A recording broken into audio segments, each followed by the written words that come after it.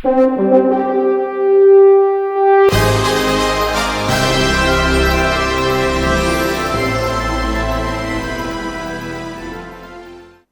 Shalom, Bapak Yahweh memberkati saudara sekalian.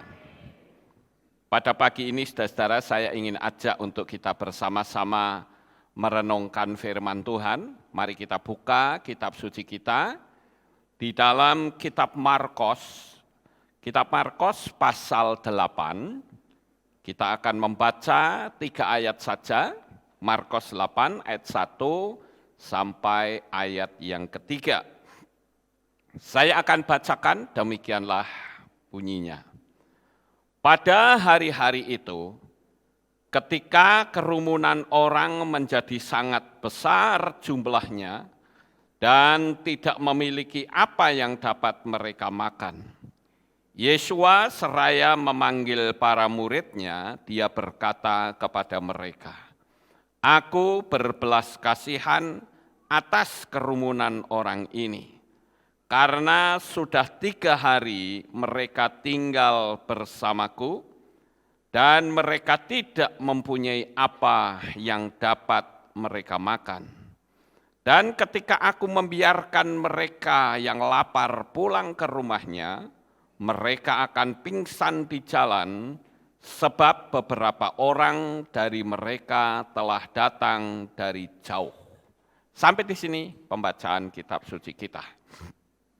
Bapak Ibu Saudara yang terkasih, kalau kita melihat di sini bagaimana Yesua memiliki belas kasihan kepada orang banyak yang mengikuti dia. Namun demikian, kita akan pelajari 5 alasan mengapa Yesua HaMasyiah itu bisa berbelas kasihan kepada mereka. Apa yang membuat Yesua itu berbelas kasihan? Jadi di sini penekanannya adalah apa yang menyebabkan Yesua berbelas kasihan. Saya menemukan ada 5 alasan. Yang pertama adalah alasan kenapa Yesua berbelas kasihan, karena mereka mengikuti Yesua sudah sampai 3 hari. Artinya apa saudara? Artinya waktu diperhitungkan Tuhan. Tentu saja Tuhan itu sangat adil. Bagaimana saudara yang tetap setia sampai akhir dengan saudara yang baru beberapa kali ibadah. Misal nih, baru beberapa kali ibadah terjadi rapture. Dan saudara yang sudah puluhan tahun setia beribadah juga ikut rapture.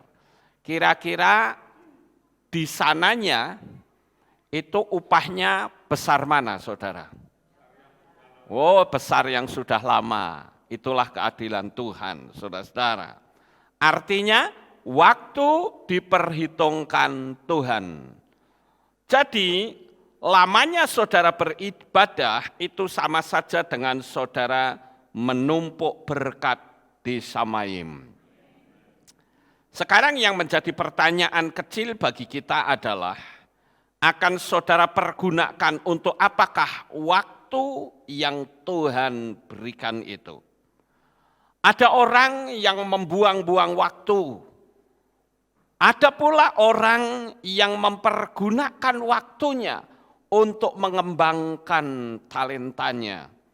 Ada juga orang yang membuat waktu untuk mendekatkan diri kepada Tuhan. Atau ada orang yang melakukan banyak hal yang sia-sia. Ayo kita renungkan sejenak dalam hidup kita masing-masing. Sebetulnya waktu yang Bapak Yahweh berikan kepada kita ini, kita pakai untuk apa? Nah, ini saudara sendiri yang bisa menjawabnya. Kalau hati nuranimu berkata, tuh dengerin, berarti waktumu kau buang dengan sia-sia. hari ini bertobat. Ya, pergunakanlah waktu yang ada, karena hari-hari ini adalah jahat. Saya senang dengan teks dalam bahasa Inggris dikatakan redeeming the time atau menebus waktu. Waktu yang saudara pergunakan dengan sia-sia ditebus saudara. Dan saya menjadi pelaku penebusan waktu. Saya pernah merenung sekali waktu berpikir begini. Coba dulu saya sekolahnya sungguh-sungguh ya. Enggak beler sekolahnya saudara. Sehingga saya pasti sudah punya titel. Ya. Tapi karena sekolahnya beler, boro-boro titel sekolah saja bubar, enggak kanggo saudara. Berantakan semuanya. Nah setelah bertobat, apa yang harus saya lakukan? Saya tebus waktu. Waktu yang saya buang sia-sia harus saya kembalikan. Dan saya percaya dengan saya mau bayar harga, maka Bapa Yahweh memberikan hikmat untuk saya bisa melayani Dia. Sekarang bagaimana dengan saudara? Apakah benar saudara berani menebus waktu? Saudara berani berlama-lama untuk membayar apa yang dulu saudara buang sia-sia waktu saudara.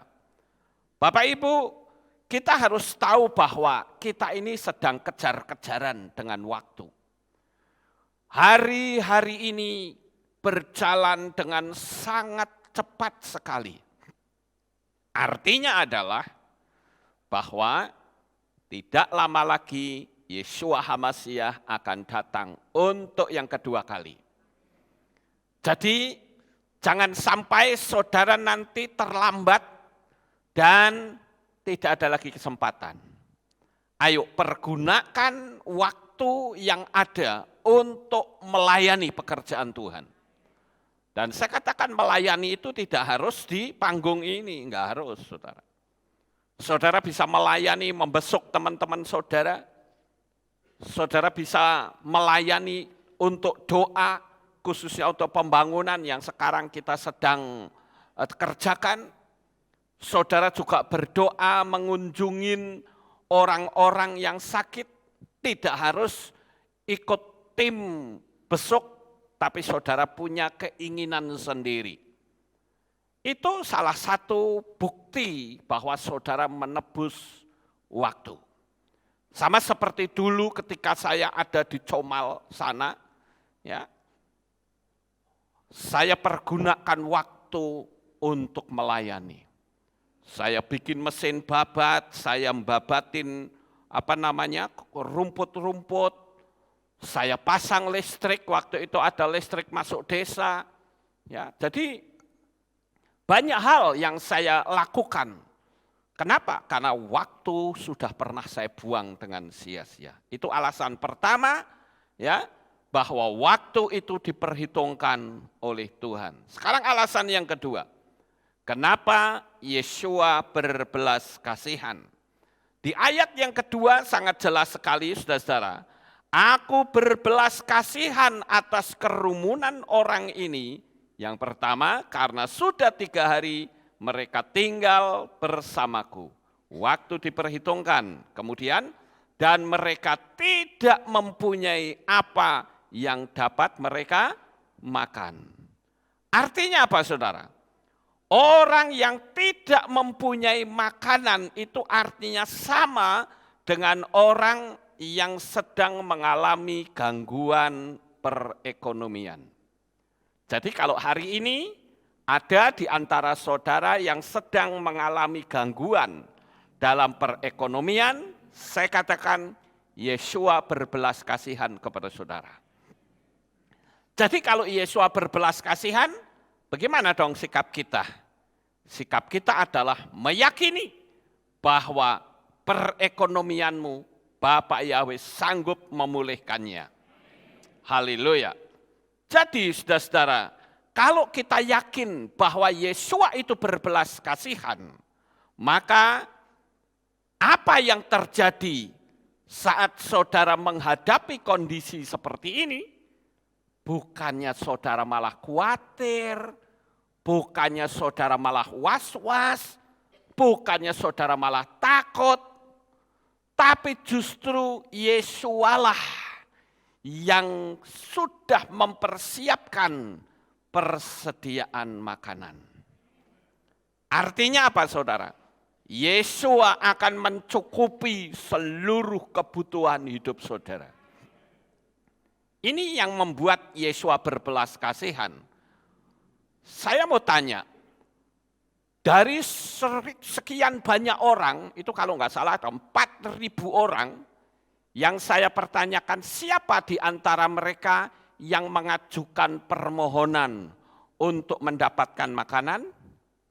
Siapa? Enggak ada, saudara. Tidak ada satu orang pun yang mengajukan mohon makanan. Tuhan, kami butuh makan sudah 3 hari, kami belum mendapatkan makanan. Enggak, saudara.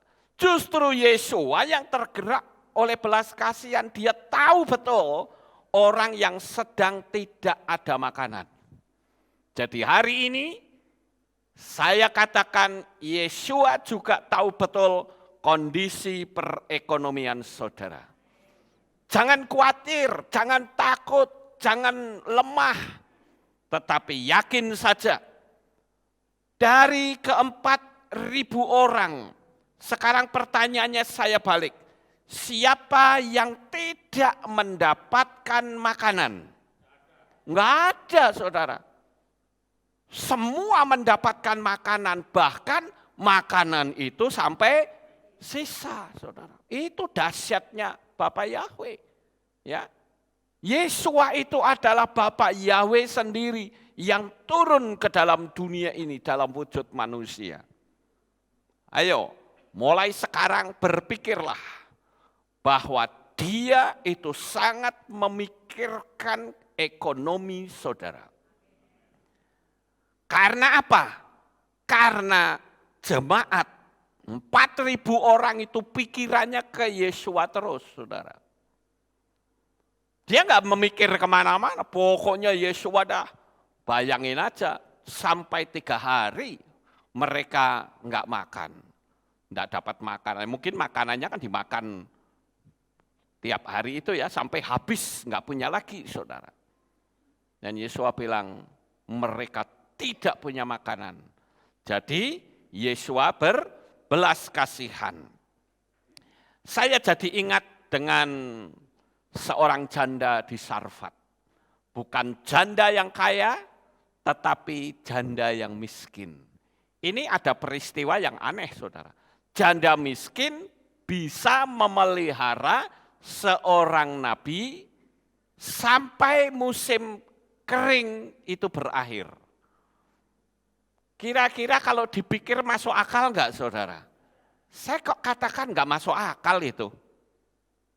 Kalau jandanya itu janda kaya, masuk akal. Namanya juga orang kaya, bisa memelihara mau 100 tahun juga bisa.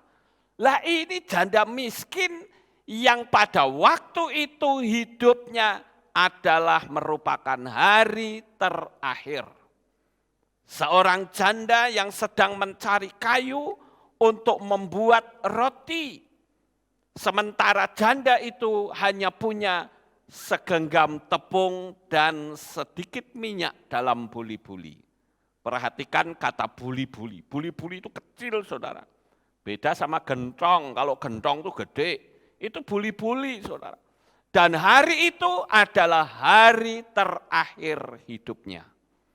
Waktu itu Elia datang ke situ. Elia atau Elisa ya, saya lupa. Elia ya. Elia datang ke situ, malah minta lagi saudara. Kira-kira bagaimana itu ya? Seorang yang sedang dalam kekurangan, kok dimintain duit saudara? Kira-kira kan sama itu. Berilah aku makanan. Sebetulnya masuk akal enggak kalau janda itu misalnya bilang, Pak, hari ini hidup saya terakhir, mikir dulu dong. Kayak saya saja hari ini hari terakhir kok Bapak minta makan dari saya. Masuk akal gak saudara? Masuk akal. Dan memang janda itu bilang begitu. Hari ini adalah hari terakhir kami makan. Tapi ingat, di situ Nabi Elia memberitahu kepada janda itu. Beri aku makan terlebih dahulu, nanti kamu makan lebihnya. Nek dipikir janda ini kan bingung saudara. Dari mana bisa mendapatkan makanan saudara?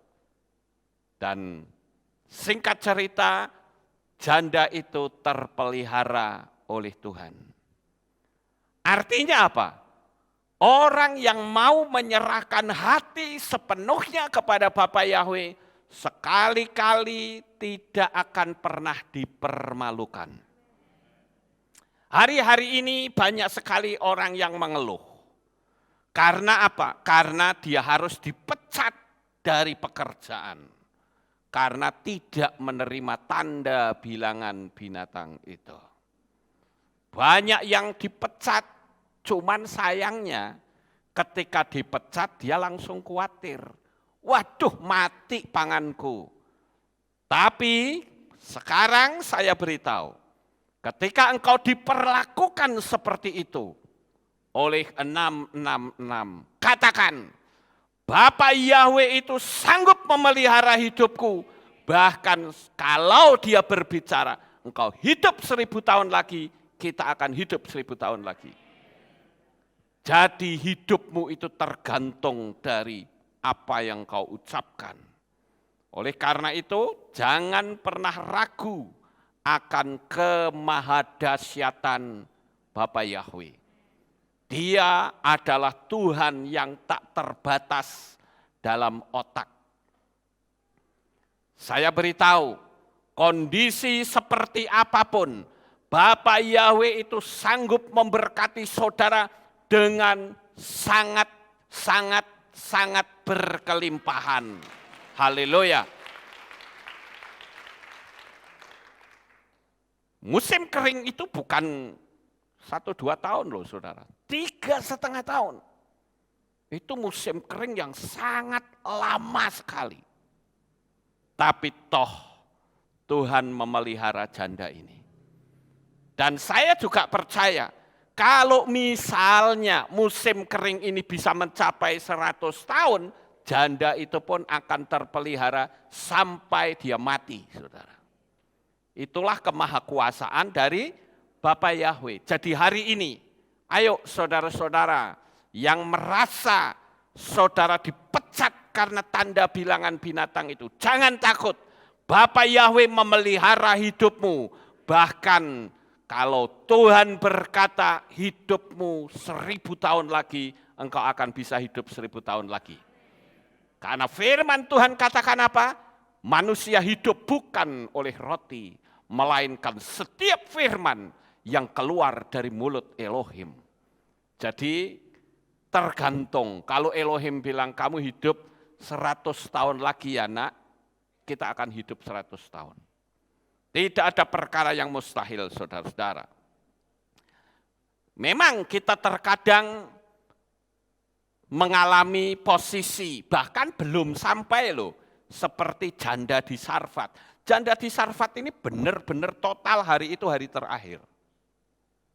Tapi kita seringkali saat kita mengalami krisis saja sudah lebay. Ya, sudah lebay, saudara. Wah, aku kayak gini, hidupku menderita, lebay banget, saudara. Menubuatkan penderitaan.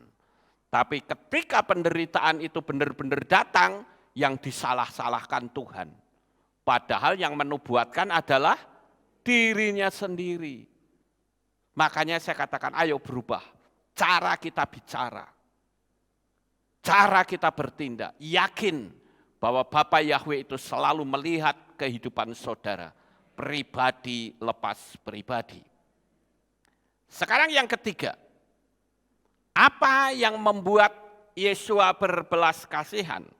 Kalau saudara membaca di ayat yang ketiga dikatakan, Dan jika aku membiarkan mereka yang lapar itu pulang ke rumahnya, mereka akan pingsan di jalan.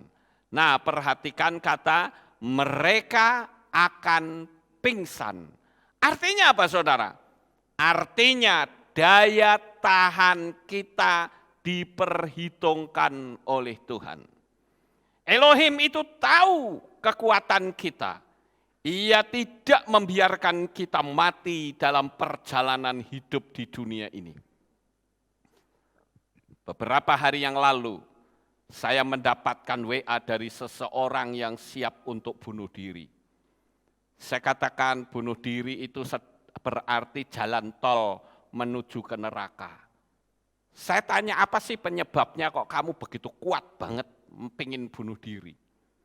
Jadi ceritanya kenapa bisa ketemu saya, itu saat dia bunuh diri ada satu getaran di hati untuk katakan aku akan melihat khotbah yang terakhir.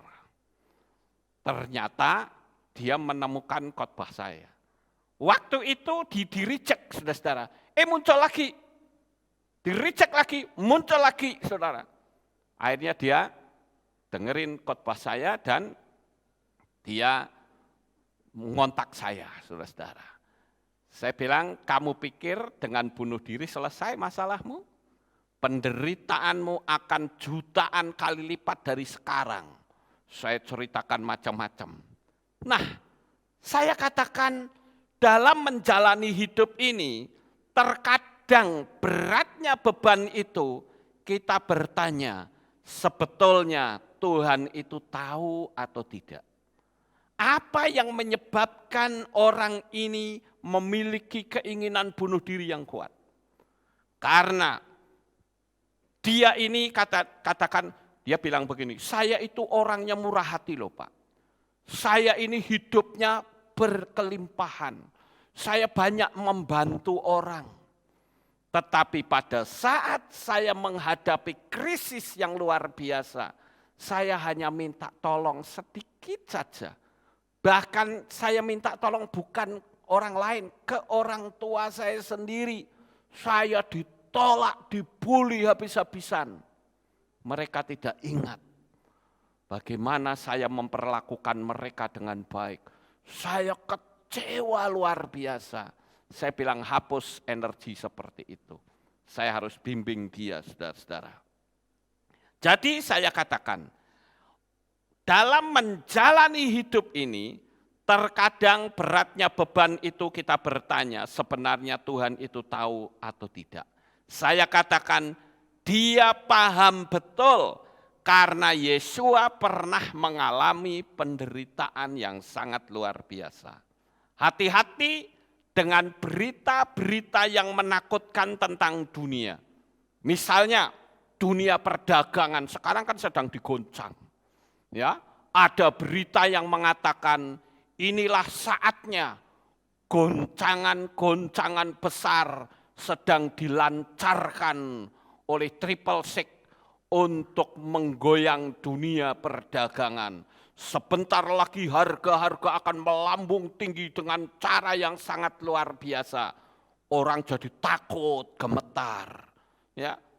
Nah, saya katakan, bukan cuma dunia perdagangan, tetapi dunia medis nantinya juga akan mengalami banyak hal. Karena orang-orang yang menerima tanda bilangan binatang itu, saudara akan tahu sendiri. Tetapi saya beritahu saudara-saudara, jangan takut.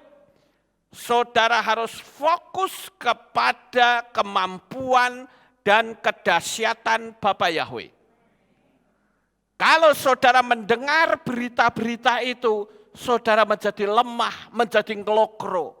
Tetapi hari ini saya beritahu kepada saudara, baik yang ada di sini maupun yang ada di berbagai belahan dunia. Jangan engkau takut, jangan engkau ragu. Dunia memang tidak ada tempat yang aman. Karena satu-satunya tempat yang aman ada dalam genggaman tangan Bapa Yahweh. Sekali-kali saudara tidak akan dipermalukan oleh dia. Gantungkan harapmu sepenuhnya hanya kepada Bapa Yahweh. Dia sang pencipta yang maha dahsyat, saudara. Bapak Ibu saudaraku yang terkasih, sekali lagi saya ingatkan, dimanapun saudara berada, karena ada juga nih orang yang WA saya bilang begini, Pak kira-kira sebaiknya saya itu pergi ke negara mana? Saya bilang enggak ada tempat yang aman sekarang. Bahkan dari dulu tidak ada tempat yang aman. Kamu pingin terima tempat yang aman? Iya. Hanya ada satu, yaitu dalam genggaman Bapa Yahweh. Kalau saudara mau lari ke Amerika, kira-kira di sana bisa mengalami kesulitan enggak? Bisa. Saudara lari ke negara yang katanya paling maju sekalipun, saudara akan dikejar terus oleh kesulitan. Tapi kalau saudara ada dalam genggaman tangan Bapa Yahweh, percayalah engkau aman dalam lindungan tangan kasih-Nya.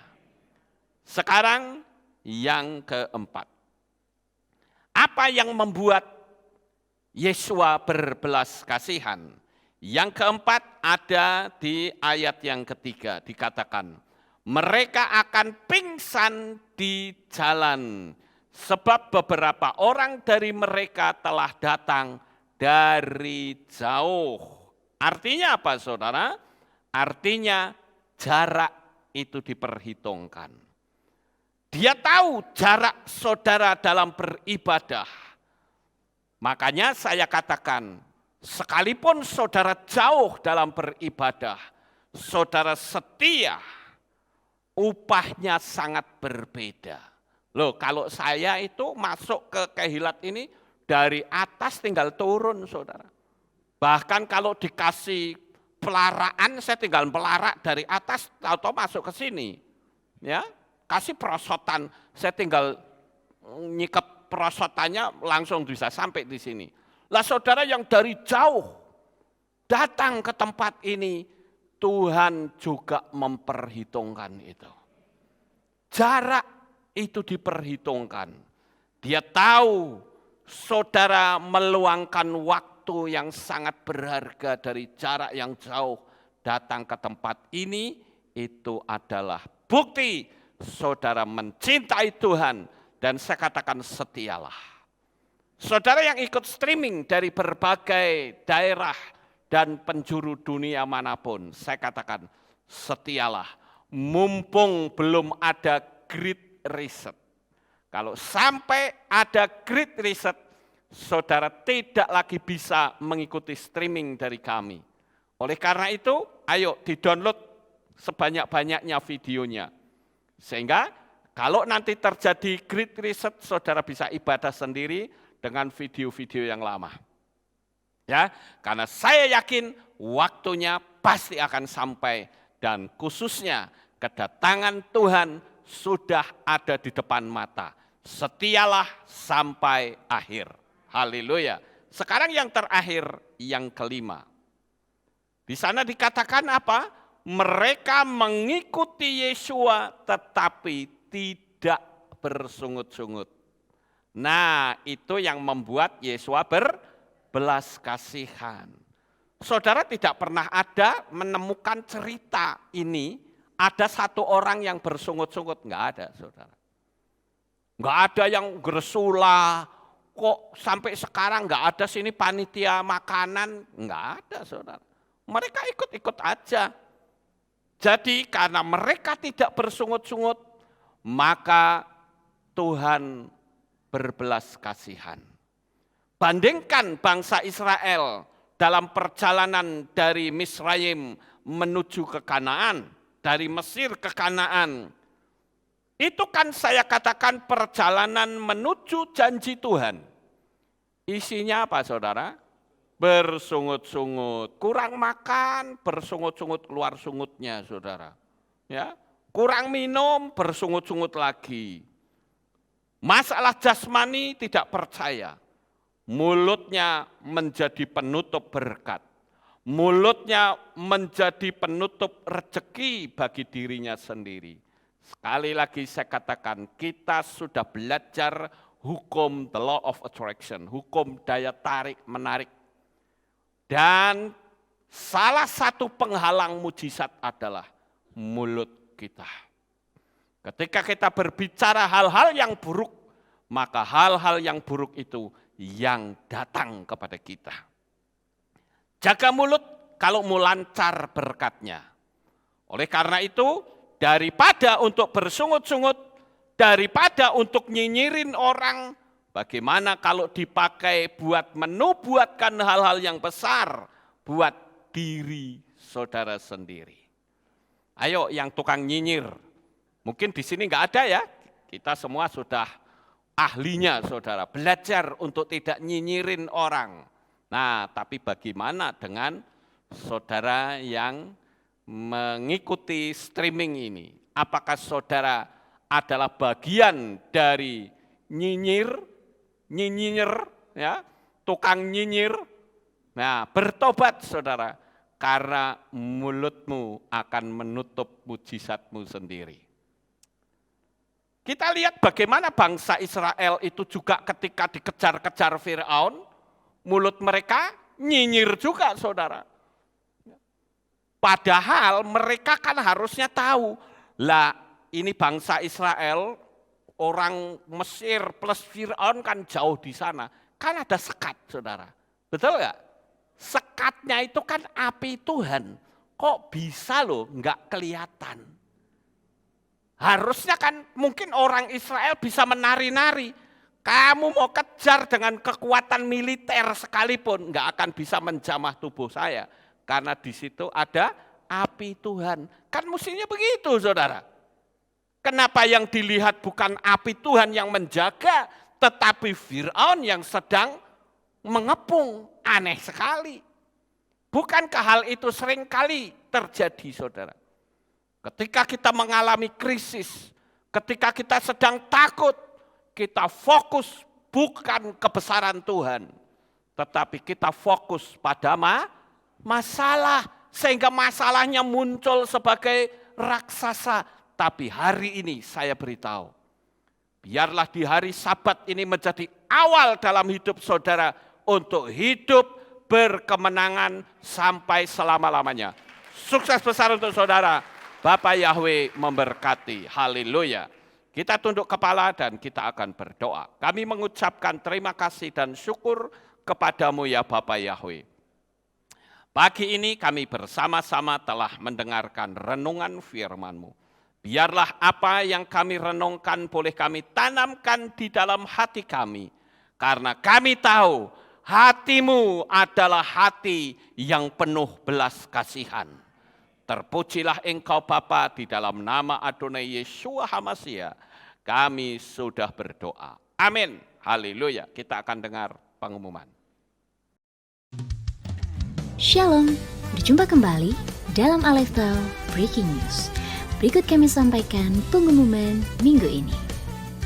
Berita Lelayu, telah berpulang ke rumah Bapak Yahweh, Beril Avshalom Herlambang, anak dari Bapak Ruli Singat, dengan usia 8 bulan, meninggal pada hari Sabtu 19 Maret 2022 dan telah dimakamkan pada hari Senin 21 Maret 2022.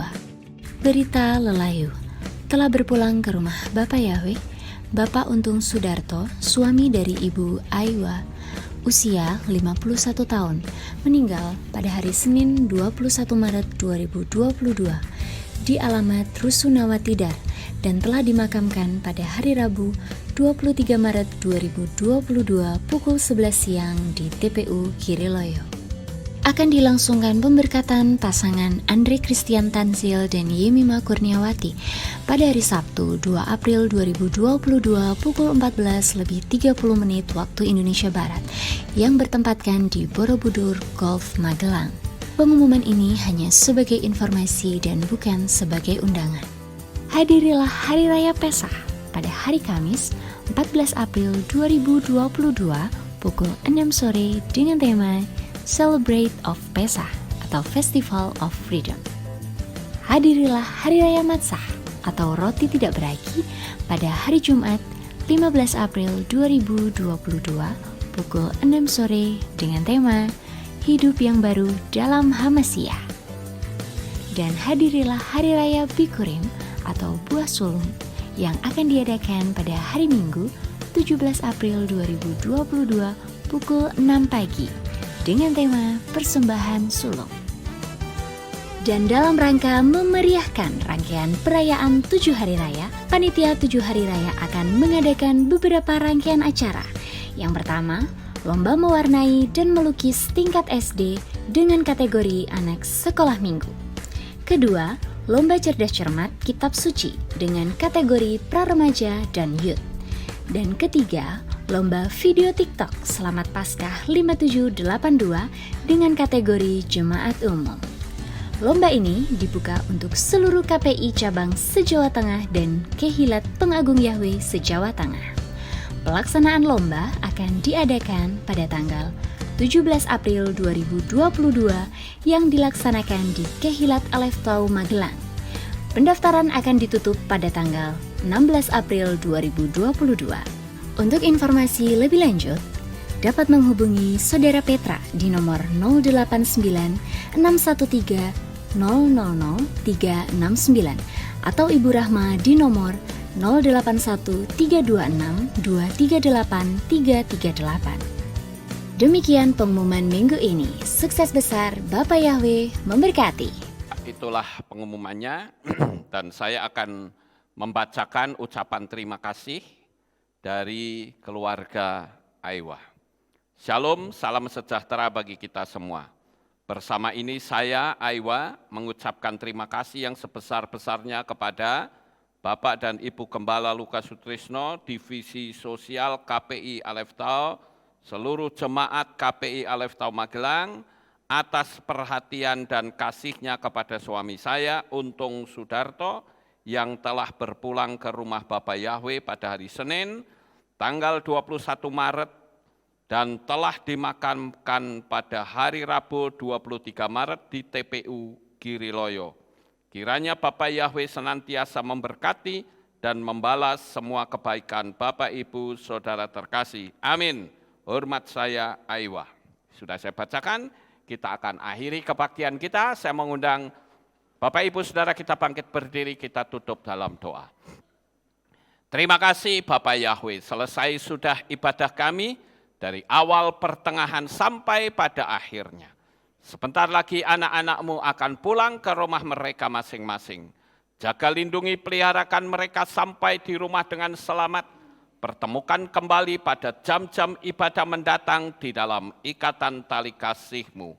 Terima kasih ya Bapak Yahwe, inilah doa syukur yang kami naikkan di dalam nama Adonai Yeshua HaMashiach. Kami sudah berdoa. Mari kita angkat tangan kita dan kita akan menerima berkat Kohanim. Haleluya. Yevarechecha Yahweh wa yismerecha.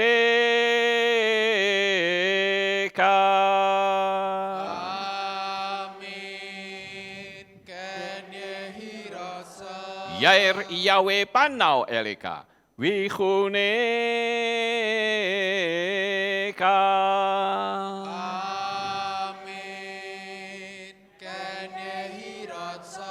Yesa Yahweh panau eleka wa yashem lecha shalom.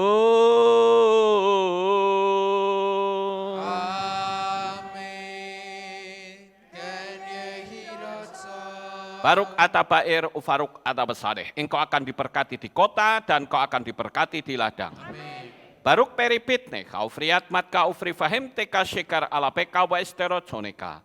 Diberkatilah buah kandunganmu, diberkati hasil bumimu, diberkati hasil ternakmu, anak-anak lembumu dan anak-anak dombamu. Amin. Baruk tanah kau misyarteka, diberkatilah bakulmu dan tempat adonanmu. Amin. Baruk ata baboy kau faruk ata beseteka, dan kau akan diberkati pada waktu engkau masuk, dan engkau akan diberkati pada waktu engkau keluar. Amin. Baruk ata Yahweh Elohenu melek haolam, besem Yeshua HaMashiach Ruach HaKodes kile olam faed. Kami sudah berdoa dan mengucap syukur. Haleluya. Yevarechecha, ve'yismerecha,